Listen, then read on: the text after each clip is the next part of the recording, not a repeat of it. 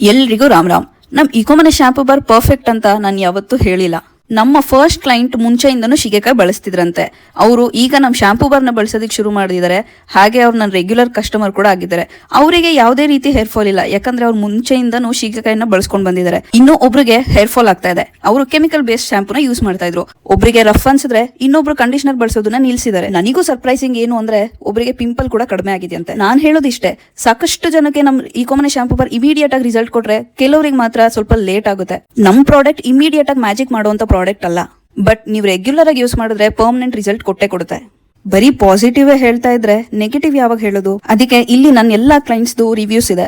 ಕೆಲವರು ನನಗೆ ನಿಮ್ ಕ್ಲೈಂಟ್ಸ್ ಫೋಟೋಸ್ ಕಳಿಸಿ ಅಂತ ಹೇಳಿದ್ರು. ನಮ್ಮ ಕ್ಲೈಂಟ್ಸ್ ಪ್ರೈವಸಿ ನಮ್ಮ ಜವಾಬ್ದಾರಿ, ಹಾಗಾಗಿ ಅವ್ರ ಪರ್ಮಿಷನ್ ತಗೊಂಡು ಬರೀ ರಿವ್ಯೂಸ್ ನ ಶೇರ್ ಮಾಡ್ತಾ ಇದೀನಿ. ಮೂರ್ ಶಾಂಪೂ ಬಾರ್ ತಗೊಂಡು ನೋಡೋದಕ್ಕಿಂತ ಒಂದು ಶಾಂಪೂ ಬಾರ್ ತಗೊಂಡು ಮೊದಲು ಟ್ರಯಲ್ ನೋಡಿ, ಆಮೇಲೆ ನಿಮಗೆ ರಿಸಲ್ಟ್ ಗೊತ್ತಾದ್ರೆ ಮತ್ತೆ ತಗೊಳ್ಳಿ. ಇವಾಗ್ಲೇ ಅಲ್ಲ, ರೀಸ್ಟಾಕ್ ಆದ್ಮೇಲೆ.